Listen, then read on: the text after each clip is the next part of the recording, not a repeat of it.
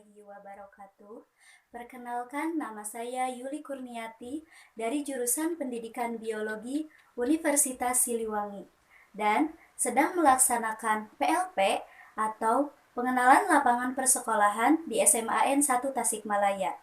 Nah, sebelum memulai pembelajaran, alangkah lebih baiknya untuk menyiapkan alat tulis terlebih dahulu untuk mencatat hal-hal penting dalam pembelajaran. Kemudian, mengisi presensi di Google Classroom yang telah disediakan dan berdoa sesuai dengan kepercayaan masing-masing supaya apapun yang kita dapatkan pada pembelajaran hari ini bisa bermanfaat untuk kita di masa depan. Nah, baik, sebelum dimulai pembelajaran, Ibu ingin bertanya terlebih dahulu kepada kalian. Apakah di antara kalian pernah mengalami patah tulang? Apa sih yang kalian rasakan ketika mengalami patah tulang? Apakah aktivitas kalian terganggu atau menjadi tidak normal? Nah, apa sih yang menyebabkan hal tersebut terjadi? Untuk menjawab pertanyaan-pertanyaan tersebut, kita bisa mempelajarinya melalui kompetensi dasar pada pertemuan kali ini. Kompetensi dasar pada pertemuan kali ini adalah kompetensi dasar 3.5, yaitu menganalisis hubungan antara struktur jaringan penyusun organ pada sistem gerak dalam kaitannya dengan bioproses dan gangguan fungsi yang dapat terjadi pada sistem gerak manusia. Kemudian, kompetensi dasar 4.5, yaitu menyajikan karya tentang pemanfaatan teknologi dalam mengatasi gangguan sistem gerak melalui studi literatur. Nah, pada kompetensi dasar ini, kita akan mempelajari mengenai tulang, persendian, kemudian sistem otot, kemudian kelainan yang terjadi pada sistem gerak, serta teknologi untuk membantu kelainan pada sistem gerak. Nah, pada pertemuan kali ini, kita hanya akan membahas mengenai tulang, kemudian kelainan yang terjadi pada tulang atau pada rangka, dan teknologi yang berkaitan atau untuk membantu kelainan pada sistem gerak tersebut. Nah, sistem gerak pada tubuh manusia itu terdiri dari rangka, tulang, persendian, dan sistem otot. Nah, rangka pada tubuh manusia itu merupakan kumpulan dari beberapa tulang pada tubuh. Kemudian, rangka pada hewan vertebrata pada umumnya, termasuk pada manusia, itu merupakan struktur pendukung yang mengeras pada internal tubuh atau pada endoskeleton.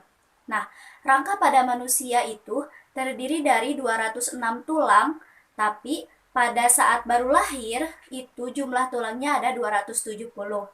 Kemudian, mengapa sih tubuh memerlukan rangka? Nah, rangka pada tubuh manusia itu dibutuhkan untuk menyokong atau memperkuat tubuh. Kemudian, untuk memberikan bentuk tubuh, kemudian sebagai tempat melekatnya otot-otot rangka, kemudian untuk melindungi organ-organ atau bagian tubuh yang lunak, kemudian sebagai tempat untuk pembentukan sel-sel darah, dan sebagai tempat untuk penimbunan mineral. Nah, baik, kita bahas yang pertama mengenai tulang. Tulang sebagai penyusun rangka manusia itu terbagi menjadi 3. Yang pertama, ada tulang rangka kepala atau tulang tengkorak. Kemudian yang kedua ada rangka badan, dan yang ketiga ada rangka anggota gerak. Nah, untuk yang pertama yaitu tulang tengkorak. Nah, tulang tengkorak ini tersusun dari tulang-tulang yang berbentuk pipih. Kemudian, tulang tengkorak ini bisa dibedakan menjadi 2. Ada tulang bagian muka dan tulang bagian kepala. Nah, tulang bagian kepala terdiri dari tulang dahi, tulang ubun-ubun, tulang kepala bagian belakang, tulang baji, tulang pelipis, dan tulang tapis. Kemudian, tulang bagian muka itu terdiri dari tulang rahang atas, tulang rahang bawah, tulang pipi, tulang langit-langit, tulang air mata, dan tulang lidah. Kemudian, kita bahas yang kedua yaitu tulang badan.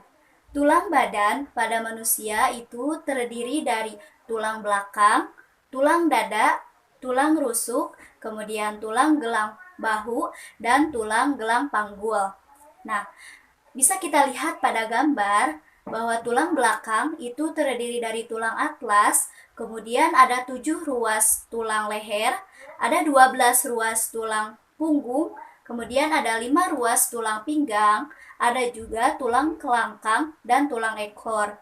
Nah, selanjutnya ada tulang dada. Nah, tulang dada pada manusia terdiri dari kepala tulang dada, kemudian badan tulang dada, dan ada tajuk pedang. Kemudian yang ketiga ada tulang rusuk. Nah, tulang rusuk pada manusia ini membentuk rongga. Nah, rongga ini berfungsi sebagai tempat jantung dan paru-paru, sehingga terlindungkan. Nah, pada tulang rusuk ini terdiri dari tulang rusuk sejati dan tulang rusuk palsu atau tulang rusuk melayang. Nah, kemudian yang selanjutnya ada tulang gelang bahu manusia. Tulang gelang bahu manusia terdiri dari tulang selangka atau klavikula dan tulang belikat atau skapula. Kemudian ada tulang gelang panggul. Nah, tulang gelang panggul ini terdiri dari tulang usus atau ilium, kemudian ada tulang duduk atau ischium, kemudian ada acendabulum, dan ada tulang kemaluan atau pubis. Kemudian kita bahas yang ketiga, yaitu mengenai tulang anggota gerak. Tulang anggota gerak pada manusia terdiri dari tulang anggota gerak atas dan tulang anggota gerak bawah. Nah, tulang anggota gerak bawah itu menyokong atau menyangga tubuh kita untuk berdiri, sehingga memungkinkan kita untuk bisa beraktivitas atau melakukan gerak bebas. Nah, bisa kita lihat pada gambar bahwa tulang anggota gerak atas itu terdiri dari humerus atau tulang lengan atas, kemudian ada radius atau tulang pengumpil, kemudian ada ulna atau tulang hasta, kemudian ada karpal atau tulang pergelangan tangan, kemudian ada metakarpal atau tulang telapak tangan, dan ada falangus atau tulang jari tangan. Nah, sedangkan pada tulang anggota gerak bawah itu terdiri dari femur atau tulang paha, kemudian ada patella atau tulang tempurung lutut, kemudian ada tibia atau tulang kering, kemudian ada fibula atau tulang betis, kemudian ada tarsal atau tulang pergelangan kaki, kemudian ada metatarsal atau tulang telapak kaki, dan falangus atau tulang jari kaki. Nah, pada gambar di samping itu ada peta konsep yang menunjukkan jumlah-jumlah dari tulang. Misalnya pada bagian kepala, kemudian pada muka itu ada berapa. Nah, jika kalian jumlahkan semuanya, itu ada 206 sesuai dengan yang tadi saya jelaskan di awal bahwa tulang pada manusia itu umumnya ada 206 tulang. Kalau kalian tidak percaya, boleh kalian hitung sendiri ya. Nah, tulang berdasarkan bentuknya itu dibagi menjadi 3. Yang pertama ada tulang pipa atau tulang panjang. Nah, tulang pipa atau tulang panjang ini berbentuk seperti pipa, yaitu bulat, memanjang, dan di dalamnya terdapat rongga. Contohnya ini terdapat pada tulang lengan dan tulang paha, kemudian pada tulang jari tangan atau jari kaki. Nah, pada ujung tulang pipa ini terdapat sumsum merah, yaitu sebagai tempat pembentukan sel-sel darah merah dan sel darah putih. Nah, tulang pipa atau tulang panjang ini terdiri dari 3 bagian, yaitu epifisis, diafisis, dan cakra epifisis. Kemudian, yang kedua ada tulang pipi. Tulang pipi ini jelas bentuknya memipih dan di dalamnya ada sumsum merah yang berfungsi sebagai tempat pembentukan sel-sel darah merah dan sel-sel darah putih. Nah, contoh dari tulang pipi ini ada pada tulang dada, tulang rusuk, kemudian tulang dahi. Nah, yang ketiga itu ada tulang pendek. Nah, tulang pendek ini berbentuk bulat dan pendek. Nah, biasanya ini ada pada tulang yang membentuk pergelangan tangan dan pergelangan kaki. Nah, pada tulang pendek ini juga terdapat sumsum merah untuk membentuk sel darah merah dan sel darah putih. Tulang berdasarkan penyusunnya terbagi menjadi 2. Yang pertama ada tulang rawan atau kartilago. Yang kedua ada tulang sejati atau osteon. Nah, tulang rawan atau tulang kartilago ini bersifat bingkas dan lentur, serta terdiri dari sel-sel rawan yang menghasilkan matriks berupa kondrin. Nah, pada anak-anak, tulang rawan ini mengandung banyak sel, sedangkan pada orang dewasa, tulang-tulang rawan ini banyak mengandung matriks. Nah, tulang rawan ini terdiri dari 3 tipe. Yang pertama ada tulang rawan hialin, kemudian ada tulang rawan elastis, dan ada tulang rawan serat. Kemudian tulang sejati atau osteon ini bersifat keras, sehingga berfungsi untuk menyusun berbagai sistem rangka. Nah, tulang sejati ini terdiri dari osteoblast, osteosit, kemudian osteoprogenerator, dan osteoklas. Kemudian, proses pembentukan atau pertumbuhan tulang dibedakan menjadi dua. Yang pertama ada osifikasi intramembran, yang kedua ada osifikasi endomembran. Osifikasi intramembran merupakan proses pembentukan tulang secara langsung, di mana jaringan padat itu langsung digantikan oleh garam-garam kalsium untuk membentuk tulang.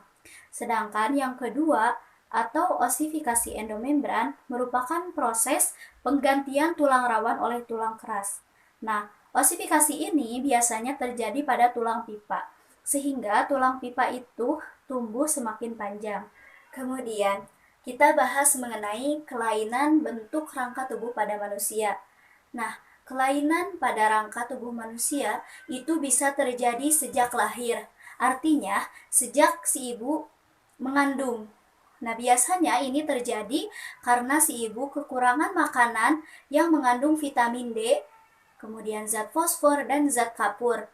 Sehingga atau bisa juga karena genetik atau karena keturunan. Sehingga ketika si anak dilahirkan, itu kakinya membentuk X atau O. Nah, jadi kekurangan makanan yang mengandung vitamin D, zat fosfor, dan zat kapur itu bisa mempengaruhi proses penulangan. Kemudian, posisi duduk yang salah juga bisa memengaruhi bentuk tulang belakang. Jadi, ketika kita duduk selalu menyamping, misalkan ke kiri atau ke kanan, atau terlalu depan dan belakang, itu bisa menyebabkan kelainan pada tulang belakang. Nah, kelainan pada tulang belakang ini dibagi menjadi 3 macam. Yang pertama, ada skoliosis. Nah, skoliosis ini merupakan kelainan di mana tulang belakang ini membengkok ke samping, baik itu ke kiri ataupun ke kanan. Kemudian, yang kedua ada kifosis. Nah, kifosis ini si tulang belakangnya itu membengkok ke belakang. Kemudian ada lordosis. Nah, lordosis ini di mana si tulang belakang ini membengkok ke depan. Nah, selain itu, kelainan pada rangka tubuh manusia itu ada penyakit polio, kemudian ada penyakit artrisit eksudatif, kemudian artrisit Zika, kemudian juga ada kelainan pada sendi atau pangkal paha. Kemudian ada juga kanker tulang. Nah, kanker tulang ini adalah pertumbuhan tulang secara abnormal atau pembentukan tulang yang abnormal. Kemudian ada nekrosis atau hilangnya sel-sel tulang. Nah, selain itu, kelainan pada rangka tubuh manusia itu bisa terjadi akibat kecelakaan. Misalnya ada patah tulang atau disebut dengan fraktura. Nah, patah tulang ini terbagi menjadi dua. Ada patah tulang terbuka, yaitu saat si tulang mencuat keluar. Dan ada patah tulang tertutup atau tulangnya tidak mencuat keluar. Kemudian, yang kedua, ada remuk tulang atau retak tulang. Kemudian yang ketiga, ada ujung tulang yang lepas dari sendi. Nah, yang terakhir kita bahas mengenai teknologi untuk mengatasi gangguan dan kelainan pada tulang. Nah, yang pertama itu penyembuhan pada patah tulang. Nah, penyembuhan pada patah tulang ini bisa dilakukan dengan pembidaian. Pembidaian ini dilakukan dengan cara menempatkan benda keras pada bagian yang tulangnya patah. Kemudian bisa juga dilakukan dengan pemasangan gips atau dengan pembedahan internal. Kemudian, untuk penyembuhan kanker tulang, ini bisa dilakukan dengan pembedahan dan amputasi, kemudian dengan kemoterapi atau radioterapi. Nah, selain itu, ada juga transplantasi sumsum tulang dan penggantian sendi dengan bahan logam. Nah, selanjutnya, teknologi yang berhubungan dengan struktur tulang.